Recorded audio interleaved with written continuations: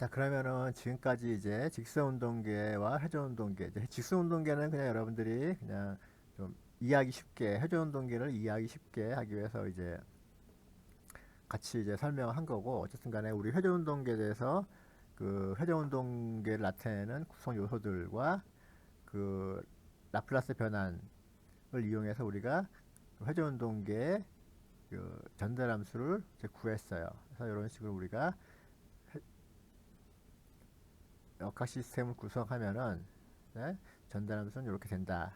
우리가 배웠고, 자 이제 우리는 이제 직류 모터를 이제 제어하는 게 목적이죠. 자, 그럼 우선 제일 먼저 자 우리가 배운 걸 이용해서 직류 모터를 우리가 이제 모델링을 해서 이제 전달함수를 구할 거예요.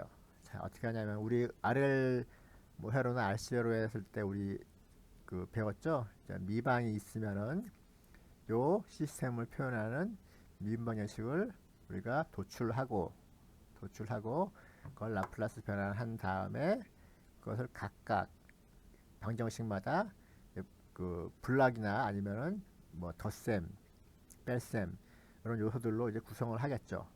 그 다음에 그 구성 요소들을 이제 이어주면 되겠죠. 자, 그러면 우리가 볼까요? 자, 요런 직류 모터는 기본적으로 이제 권선 저항, 그죠? 도선이 감겨져 있으니까 도선 저항이 있겠죠. 그 다음에 감겨져 있잖아요. 그죠? 구조적인 그런 감겨져 있는 형상으로부터 우리가 인덕턴스를 가져요. 인덕턴스 값을 가져요. 그래서 이렇게 그 정기적 모델링을 하면은 두 가지의 이제 수동 소재로 표현이 되고, 그 다음에 모터는 이제 발전기라고 했죠. 그죠? 역기조연력이 생긴단 말이에요. 그래서 이런 식으로 키르호프의 전압 법칙을 이용해서 이런 방정식을 도출할 수가 있겠죠. 그 다음에 우리가 직류 모터의 구조에서부터 플레밍의 왼선 법칙을 적용을 했을 때 우리가 어떤 결론을 얻었죠? 직류 모터에서는 토크는 전류에 비례한다 라는 게 결론이었죠. 그죠?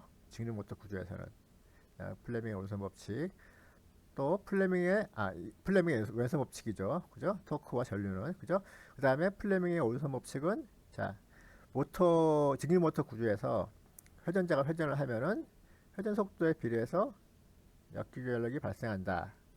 그래서 그냥 비례 상수를 우리가 K 역기교열력 상수, 그리고 요거의 토크에 대해서는 이제 토크 상수라고 불렀죠. 그래서 요 두 개는 우리가 기본적으로 모터가 정해져 있으면 구조가 같잖아요. 그죠? 하나의 모터에서 전류 흘렸을 때 토크도 생기고 회전했을 때 역기전력도 생기니까 토크 상수는 기본적으로 같아요. 두 개.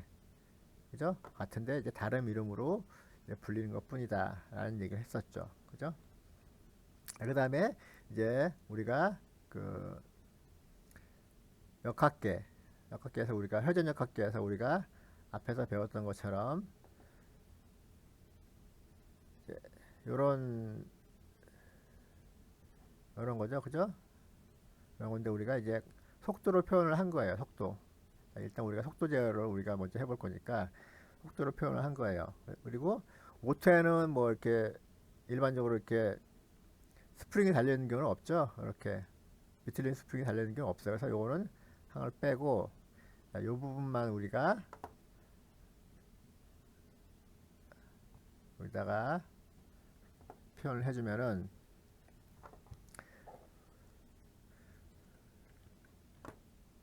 자,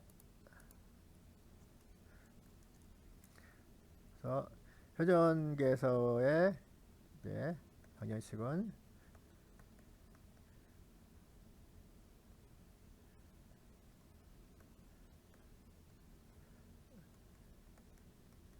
이렇게 되잖아요. 그죠? 네.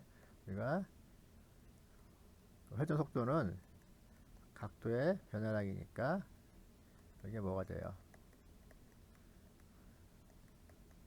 이런 식으로 표현이 되겠죠? 그래서 그거를 이제 써준 거예요. 여기다가 이렇게 써준 거예요. 그 다음에 요거는 이제 로드.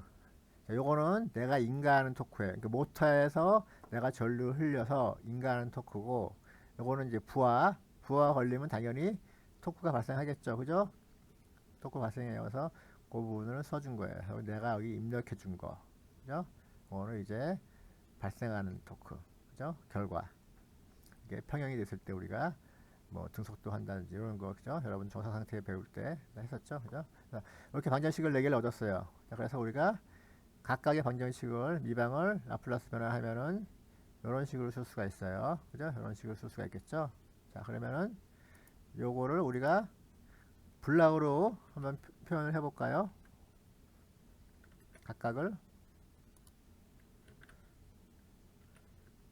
블락으로 표현을 해보면은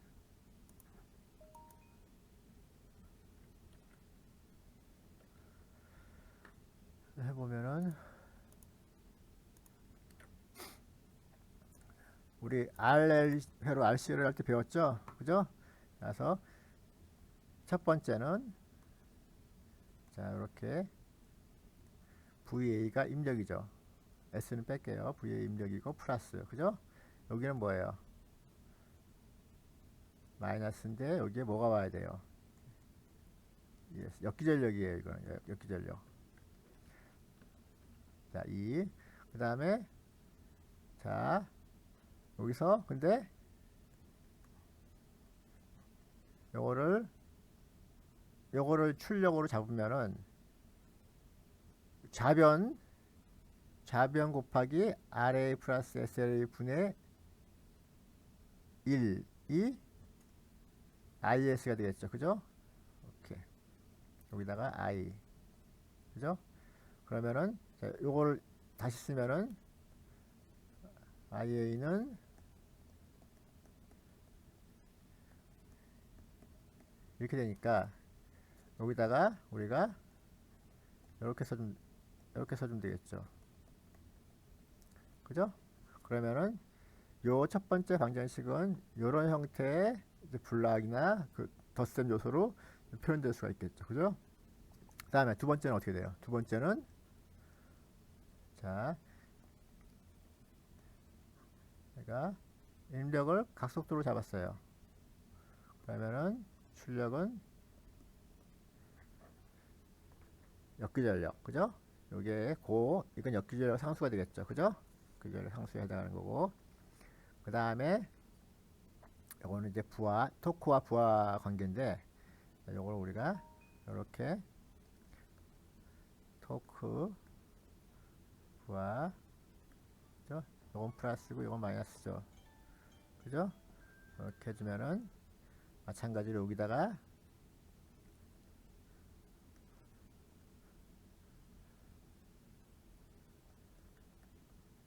이렇게 해주면은 이렇게 되겠죠. 그죠? 자, 이렇게 SJ를 출력으로 잡으면은 자, 입력은 T-TL 에다가 SJ 플러스 B 분의 1을 곱한 게 오메가가 되잖아요. 그죠? 그래서 요거는 이렇게 표현할 수가 있겠어요. 그죠? 다음에 마지막 줄은 자, 전류가 입력이면은 출력이 토크예요. 이게 뭐예요? 모터죠? 그죠? DC 모터의 특성이에요. 그죠? 비례함수는 KT. 그죠? 이런 식으로 표현할 수가 있겠죠. 자, 그러면 요거를 우리가 요 블락을 출력 A 요거니까 여기다 연결하면 되겠죠. 그죠? 요 블락을 여기 연결하고 여기 출력이 뭐가 돼요? T2가 되겠죠. T2를 다시 여기다 연결하는 거예요. 그러면은 이런 식으로 되겠죠. 자, 그 다음에 요거를 연결해주면 출력이 뭐가 돼요? 각속도가 돼요. 그죠? 각속도를 다시 K2를 통해서 자, 이번엔 요걸 쓰는 거예요. 요걸 쓰면은 K2를 통해서 이렇게 연결할 수 있겠죠. 그죠? 자, 이렇게 해서 우리가 블락 다이어그램을 그릴 수가 있겠네요. 그죠? 한번 그래서 깔끔하게 정리를 해보면 이런 식으로 될 거예요. 그죠? 이런 식으로 될 거예요. 우리가 좀 이렇게 좀 지저분하게 됐지만은 좀 마찬가지죠. 이렇게 그죠? 그래서 기본적으로 여러분들이 증류 모터는 뭐 제어 회로 같은 거 없이 구동 회로 같은 거 없이, 그러니까 제어 회로라는 건 이제 구동 회로라는 건 이제 그 뭐 피드백 제어를 얘기하는 거예요. 그래서 그런 거 없이 모터 자체가 이런 형태의 이제 구성을 가지게 돼요. 그래서 블록 다이어그램으로 표현을 하면은, 근데 보니까 어때요? 기본적으로 모터 자체는 피드백 구조가 있는데요. 그죠? 이게 바로 뭐예요? 회전 속도에 비례하는, 그죠? 비례 상수가 역기전력 상수고, 그죠? 회전 속도에 비례하는 전압 피드백이 있다라는 얘기예요. 그죠? 자, 그래서 DC 모터는 역기전력 때문에 기본적으로 이제 피드백 구조를 가져요. 회전을 하면 할수록 우리가 입력단에 그 회전 속도에 비례하는 전압이 마이너스가 돼요. 그죠? 마이너스 된단 말이에요. 이건 내가 모터에 인가하는 전압이고, 역기전력 때문에 이게 마이너스로 근본적으로 기본적으로 모터 자체 피드백 구조를 가지고 있어요. DC 모터는. 그죠?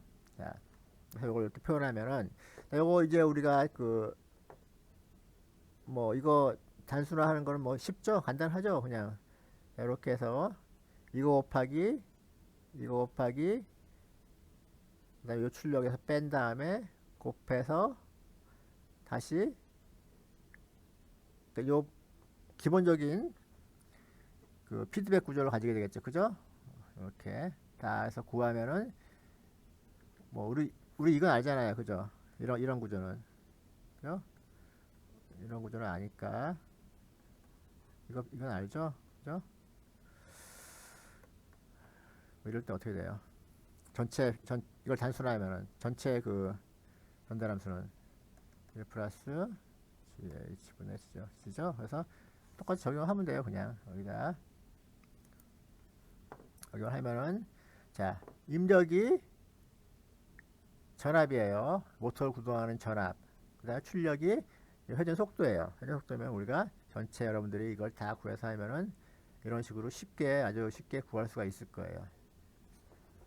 그래서 뭐 어떤 경우에는 요 KT랑 K랑 같다 그랬죠. 그래서 그냥 이렇게 뭐 K 제곱을 쓰고 그냥 뭐 이렇게 K로 쓰고 그냥 뭐 이런 식으로 뭐 하는 경우도 있고 해서 상관없어요. 이렇게 일단 이건 우리가 뭐 물리적인 의미를 좀 구분을 하기 위해서 이렇게 그냥 남겨둔 거예요. 그 다음에 이제 우리가 그 회전 속도에 대해서는 이렇고, 자, 우리 변이를 각도죠. 각도를 알고 싶다 그러면은 여기다가 각도는 뭐예요? 이런 관계가 있죠. 그죠? 그러니까 오메가 S는 S 이렇게 돼요. 각도를 알고 싶으면 여기다가 그냥 S분의 1만 곱해주면 돼요. 그죠? 그러니까 요 분량만 넣어주면은 출력은 뭐가 돼요? 출력은 각도가 되겠죠. 그죠? 각도. 그러니까 뭐 따로 고르지 않았지만은 여기다가 S분의 1, 요 전달함수에다가 S분의 1만 곱해주면은 입력 전압에 대한 각도의 전달함수를 우리가 쉽게 구할 수가 있어요. 그래서 뭐 따로 이렇게 하지는 않았어요. 그래서 기본적으로, 자, DC 모터는 이런 식의 블락 다이어그램으로 표현할 수가 있고, 그래서 이 시스템 전체 전달함수, 즉 요걸 이제 단순화했을 때 전달함수는 입력 전압에 대한 속도는 이렇게 되고, 그죠? 속도는 이렇게 되고, 각도는 이런 식으로 주어지겠죠. 그죠? 크게 어려울 건 없을 거예요. 그 다음에, 그러면은 우리가 요 앞에서 주어진 식을 좀 이렇게 물리적 의미를 좀 부여해서 좀 간단히 한번 정리를 해볼게요. 그래서 우리가 그 시정수라는 말 여러분들 이제 우리 첫 주에 할 때 이제 배웠을 거예요. 이제 기억날지 모르겠지만 시정수. 그래서 이런 식으로 우리가 따로 정의를 해주면은 요 식은 그래서 여기서 R을 여기서 빼주고, 그래서 여기서는 J를 빼줘요. b를 빼줘요. b를. 그래서 b를 빼주면은 1 플러스 r분의 l s가 될 것이고, 여기는 1 플러스 b분의 j s가 될 거예요. 그죠? 그러면 이렇게 우리가 쓸 수가 있어요. 간단하게. 좀 더 깔끔하게. 그러면 이건 우리가 이제 정기적 시정수라고 하고, 요거는 왜냐하면 모터의 RL 값과 관계가 있으니까. 그 다음에 요거는 이제 기계적 시정수라고 해요. 요 시스템 자체. 그 기계적인 부분만 해당하는 기계적 시정수라고 불러요, 우리가. 요거는 B분의 J가 될 거예요. 그래서 이렇게 정리를 해주면은 이렇게 표현이 되는데, 대부분의 경우에 이제 요 값이 그 정기적 시정수 값이 요 값보다 작아요. 그래서 차이가 많이 나기 때문에 요건 그냥 무시하고, 왜냐하면 그냥 넣어도 사실은 별 차이가 없어요. 아니 뭐 대부분의 경우에 물론 안 그런 모터도 있지만, 많은 모터들이 물론 이제 BLDC 같은 경우는 요게 차이 무시하면 안 되는 경우도 있어요. 네, 하지만 대부분 뭐 증류 모터 같은 경우는 요거에 비해서는 작은 경우가 많기 때문에, 뭐 아주 작은 모터 같은 경우는 무시할 수 없을 때도 있지만은, 작은 경우 대부분 경우에는 여기 이제 무시할 만큼 작아요. 그래서 이거 그냥 없애버려요. 요거 그냥 무시해요. 그러면 여기 없어지고 요것만 남겠죠. 그죠? 요것만 남아요. 그래서 이렇게 쓸 수가 있어요. 그래서 요걸 다시 풀어서 정리를 해주면은, 자, 요거를 우리가 상수항과 S1창이죠. S항에 대해서 정리를 해주면은 분모가 이렇게 되겠죠. 그죠? 그러면은 이런 식으로 우리가 속도에 대해서는 간단하게 이런 식으로 표현할 수가 있고, 각도에 대해서는 여기다가 그냥 S분의 1만 곱하면 된다 그랬죠? 그죠? 이런 식으로 쓸 수가 있어요. 단, 각각의 개수들은 이런 식으로 재정의가 되야겠죠. 그래서 일반적으로 여기서 얘기하는 기계적 시정수는 그냥 아무것도 없이 그냥 기계만 있는 경우, 모터에 대해서 모터 기계만 있는 경우고, 요거는 모터에 대한 그런 R, L 값이, L은 없어지겠지만, 그죠? R 값에 대해서만 이제 반영한 그런 시정수인데, 요걸 이제 모터의 기계적 시정수라 불러요. 그래서 일반적으로 모터의 기계적 시정수 하면 요거예요. 요거. 이렇게 얘기를 해요, 보통. 그래서 대부분의 경우에, 많은 경우도 있지만 대부분의 경우, 그러니까 여러분들이 왜 이걸 없앴는지 여러분들이 이해를 하고 있어야 되고, 실제 여러분들이 만약에 시스템을 해석할 때는 이게 충분히 진짜로 작은지 여러분들이 이제 확인을 해야 돼요. 확인을 해서 별 차이가 없다, 아니면 무시할 만큼 작지가 않다, 뭐 50%다, 뭐 30%다 이러면은 무시할 수가 없겠죠. 그죠? 그러면은 요걸 다시 집어넣어서 다시 계산을 해줘야 돼요. 무슨 말인지 알겠죠? 그래서 요게 하여튼 일반적으로는 요 전달함수가 징류 모터의 전달함수가 되겠어요. 그래서 징류 모터의 입력이 전압일 때 각속도 또는 각도가 이런 식으로, 각도의 전달함수가 이런 식으로 표현된다 라는 게 결론이에요. 알겠죠? 그래서 이런 식으로 모델링을 할 수가 있어요. 자, 그럼 이제 앞으로는 요걸 다 이제 포함하는 게 아니라, 이제 징류 모터다 하면은 이렇게만 써주면 되겠죠. 블락 하나로 만들어서 이렇게만 써주면 돼요. 그래서 간단히 한번 예를 들어 볼게요. 예를 들어 보면은 자, 이 모터에, 이런 전달함수를 가진 모터에, 자, 계단 입력을 넣어요. 자, 계단 입력을 넣어요. 무슨 얘기냐면은 그냥 우리, 자, 이 모터에 전압을 인가하는데, 자, 이런 전압을 인가하는 거예요. 이런 전압을 인가하는 거예요. 그러면은 우리가 이걸 이제 단위 계단 함수라고 그러죠. 그래서 입력을 이렇게 잡아요. 그럼 출력은 어때요? 출력은 입력 곱하기 전달함수죠. 라플라스 S 도메인에서, X 영역에서. 그러면 이렇게 쓸 수가 있어요. 그죠? 이렇게. 그러니까 여기서 요게 단위 계단 입력, 단위 계단함수일 때, 그죠? 그래서 단위 계단함수의 라플라스 변화는 s분의 1이죠, 그죠? 그래서 이렇게 쓴 거예요, 이렇게. 그래서 x분의 1을 곱한 거예요. 그래서 원래 전달함수가 이 부분인데 s분의 1 곱하니까 출력은 이렇게 되겠죠. 그래서 이거를 우리가 부분분수로 이제 분해를 한다 그랬죠. 부분분수로 분해를 해서 우리가 라플라스 역변화해서 풀면 되는데, 우리가 지금까지는 부분분수 할 때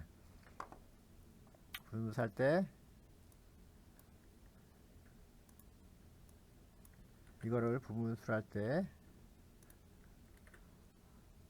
어떻게 했어요? 오늘 그냥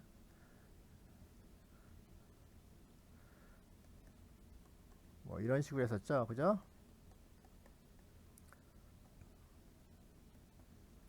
그래서 이렇게 해서 뭐 두 개 개수를 비교해서 이제 풀었어요. 뭐 이렇게 뭐 간단한 경우에는 사실 별 차이가 없어요. 이렇게 하나 저렇게 하나 상관없는데, 이제 식이 좀 여러분들이 복잡할 때는 자 이런 방법을 쓸 수가 있어요. 이렇게 훨씬 더 간단한 방법을 우리가 쓸 수가 있어요. 이거 자 일반적으로 얘기할 때 자 어떤 전달함수가 이렇게 표현이 돼요. 물론 여기서 AS는 이제 분자의 다항식 차수는 분모의 다항식 차수보다 이제 작아야겠죠, 그죠? 같거나 크면은 이제 작게 만들어서 목을 따로 빼서 이제 해야 될 것이고, 여기서는 이제 작다고 가정을 하는 거예요. 그러니까 나머지가 되겠죠, 그죠? 이제 더 이상 몫이 0이 되는 그런 경우만 해당하는 거예요. 그래서 이렇게 만약에 이게 이렇게 분모가 이런 식으로 우리가 이제 인수분해 될 수가 있다고 이제 가정을 하는 거예요. 그런 경우에는 자 이런 식으로 우리가 놓을 수가 있죠. 이런 식으로 놓고 우리가 이런 식으로 놓고 우리가 각각의 개수를 구해서 라플라스 역변을 하는데, 두 개나 뭐 세 개만 두 개만 되면 뭐 할 상관없는데, 이게 뭐 늘어나면은 이게 굉장히 식이 엄청 복잡해져요, 굉장히. 그래서 자 이런 식으로 우리가 요걸 이용하는데, 자 이게 무슨 말이냐면은 별거 아니에요, 사실은. 자 요거를 전개하면은 이렇게 되죠, 그죠? 그럼 뭐 당연한 얘기고. 그래서 요거를 우리가 K1을 구하고 싶어요. K1을 구하고 싶으면 어떻게 하냐면은 여기다가 전체 FS에다가 FS가 이렇게 주어지잖아요. 여기다가 S-P1을 곱해요, 여기다가. 그러면은 요 식은 어떻게 될까요? K1 플러스 S-P2분의 K2 S-P1, 그죠? 플러스 S-P3 곱하기 K3 S-P1이 되겠죠, 그죠? 쭉 가서, 그죠? 그러니까 자 여기다가 요걸 곱한 다음에 FS에다가 P1을 곱한 다음에 S를 P1으로 보내줘요, 극한으로. 그러면은 어때요? S가 P1으로 가면 요거는 0이 되죠. 다 0이 되죠. 뭐만 남아?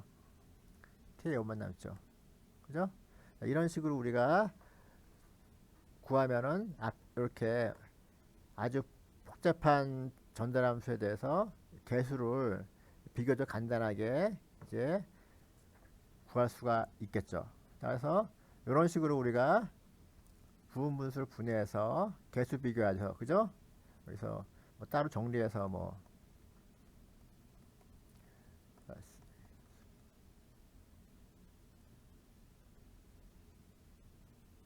BS 뭐 이렇게 따로 정리해서 이제 푸는 게 아니라 그냥 여기다가 자 요 A를 구할 때는 여기다가 S를 곱한 다음에, 그죠? 여기 S니까 곱한 다음에 S를 0으로 보내줘요. 그럼 어떻게 돼요? 여기에 지워지니까 이것도 없어지고 KS가 되죠. 그죠? 자, 그 다음에 요 B를 구하고 싶으면은 B는 S가 이렇게 되겠죠. 요거의 근, 그죠? 그 다음에 S를 S 곱하기 1 플러스 타우 S 여기다 곱해주는 거예요. 그러면 이거 없어지죠. 그 다음에 S를 마이너스 타우 S분의 1을 집어넣어요. 그럼 어떻게 돼요? 마이너스 타우분의 마이너스 타우 S분의 1분의 KS가 되겠죠. 그죠? 그죠? 그래서 여기서 개수는 그래서 A는 KS, B는 마이너스 K 타우 S 이런 식으로 우리가 비교적 좀 간단하게 이렇게 풀 수가 있게 되겠죠. 그래서 구한 게 요거예요. 그죠? 요거예요. 간단한 경우는 아까도 얘기했지만 뭐 별 차이 없겠지만은 우리가 좀 복잡해지면은 이게 많이 도움이 되겠죠. 우리가 요거를 이제 라플라스 역변하면 뭐예요? S분의 1 라플라스 역변하면은 단위계단 함수죠? 1이에요, 1. 그죠? 당연히 여기서는 여기에 이게 이제 포함되어 있는 거예요. 우리 너무 당연하니까 우리가 안 써준 거야, 그냥. 그죠? 그래서 요거 라플라스 역변하면은 1이고 요거 라플라스 역변하면은 이렇게 되겠죠. 그죠? 요거를 이제 양변을 이제 타우 S로 나눠주면은, 그죠? 이렇게 되잖아요. 그죠? 요건 알고 있죠? 이렇게 요 S 플러스 타우 S분의 1. 그죠? 이게 마이너스 뭐 알파 T였고 알고 있죠? 그죠? 요거와 이제 S 플러스 알파분의 1. 플러스랑 알고 있죠? 그러니까 이렇게 되는 거예요. 그래서 이렇게 그려보면 어때요? 이런 식으로 그냥 흔히 보는 뭐 가도응답 있죠? 우리가 아래 회로에서 보는 가도응답 그랑 똑같아요, 사실은. 왜냐하면 형태가 똑같으니까. 그래서 이런 식으로 우리가 이건 뭐 실제 뭐 실험값이라고 이제 나와 있는 예를 든 거예요. 뭐 인터넷에서 찾아가지고 본 건데, 그래서 그 주황색이 입력이에요. 주황색이 입력이고 이제 파란색이 출력. 그래서 이런 스테 응답을 넣으면은 DC 모터의 회전 속도는 이런 식으로 전압을 가하면은 회전 속도는 이런 식으로 증가를 한다, 그런 얘기예요. 그래서 아까 얘기하는 그 정기적 시정수가 작다는 얘기는 우리가 전압을 가하면은 정기적 시정수가 작다는 얘기는 이렇게 된다는 얘기죠. 그죠? 63% 3.2%에 해당하는 타우가 작다는 얘기예요. 그래서 기계적 시정수는 이거보다 훨씬 크다 그랬죠. 그래서 이런 식으로 커요. 여기 기계적 시정수. 그래서 요 전체를 보면은 그냥 정기적 시정수가 작으니까 이런 입력이나 그냥 이런 입력이나 별 차이가 없다는 의미예요. 없다는 의미예요. 그래서 이걸 그냥 무시하고 그냥 이렇게 L을 무시하고 그냥 저항만 있는 그런 구형 유닛 그 계단함수 형태로 표현해도 차이가 없다라는 그런 의미예요. 그래서 실제로도 우리 계산을 해서 보면은 이렇게 나온다는 걸 알 수가 있겠죠. 물론 아까도 얘기했지만은 모든 모터가 다 그런 거 아니니까 여러분들이 항상 이제 확인을 해봐야겠죠. 자, 그래서 우리가 과제를 한번 해봅시다. 실제로 과제는 이렇게 모터에 이제 파라미터들이 여러 주어져 있어요. 이렇게 뭐 토크 상수, 역질 상수 같다 그랬죠. 그래서 0.2 뉴턴 퍼 암페어. 그 암페어당 0.2 뉴턴 미터의 토크를 이제 발생한다. 그런 얘기죠. 그리고 저항은 권선 저항이죠. 2.5옴이고 그 인덕터스는 2.5mH. 그래서 관성 모멘트는 10의 3승 킬로그램 제곱미터. 그다음에 마찰력, 그죠? 마찰 개수는 이제 10의 3승 뉴턴미터 퍼 이제 라디안 퍼 세크 이렇게 주어졌어요. 이런 주어진 상태에서 우리가 정기적 시정수는 어때요? 그냥 요거죠. 그냥 우리 저기 다 요거죠. 요거예요. 그 다음에 기계적 시정수는 뭐냐면은 우리가 여기서 얘기한 모터의 기계적 시정수예요. 모터의 기계적 시정수. 그래서 여러분들이 요걸 한번 구해보세요.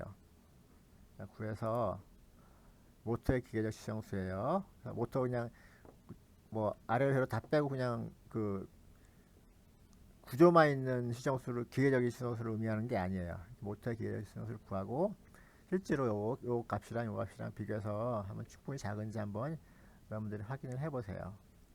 네, 그거 첫 번째 문제고, 그 다음에 두 번째는 요거를 이제 라플라스 역변해서 그 FT를 구하는 건데, 자, 요거를 이제 요거 3차식이죠. 3차식이라서 이제 요걸 인수분해 할 수가 있을 거예요, 아마.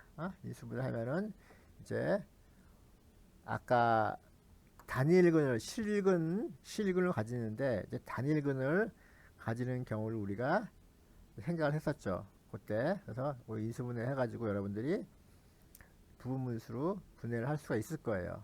그죠? 요거 인수분해하는 거 쉽죠? 그죠? 인수분해 해가지고 이제 그러면은 뭐 곱하기 뭐 이렇게 나오겠죠? 그죠? 이렇게 했던 것처럼 그죠? 이렇게 나오겠죠? 자, 그러면 이렇게 3차식이니까 3개가 나오겠죠. 그죠? 3개가 나오겠죠.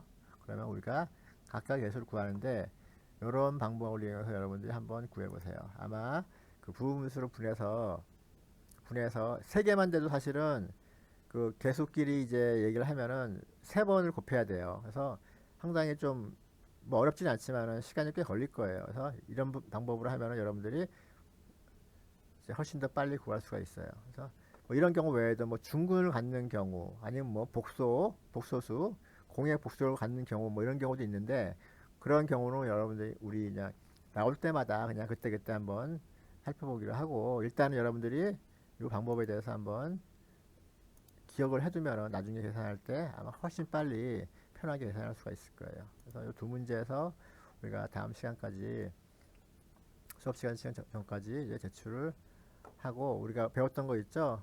기본적인 여러분들 직선 운동계, 회전 운동계, 그죠? 그다음에 이 부분 여러분들 요 물리적 의미에 대해서 잘 이해를 하고 있어야 돼요. 그다음에 여기까지 우리가 증류 모터를 모델링을 한 것까지. 그래서 다음 시간부터는 우리가 실제로 요 증류 모터, 요게 증류 모터라고 했죠? 증류 모터의 블록 다이어그램을 단순화해서 이렇게 하나의 이제 전달함수를 얻었어요. 그래서 요걸 이용해서 우리가 피제어, 기본적으로 피제어, 그래서 속도를 피제어 할 때 비례제어라고 하는 건데, 그리고 각도를 각속도죠니까 속도가 각속도를 비례제어 할 때, 그 다음에 각도 위치에 해당하는 거죠, 그죠? 위치를 비례제어 할 때 경우에 대해서 우리가 전달함수를 구하고 우리가 특성을 한번 살펴볼 거예요. 그래서 여러분 복습 충분히 해오시고 우리 그 9주차 강의는 이걸로 마치겠습니다.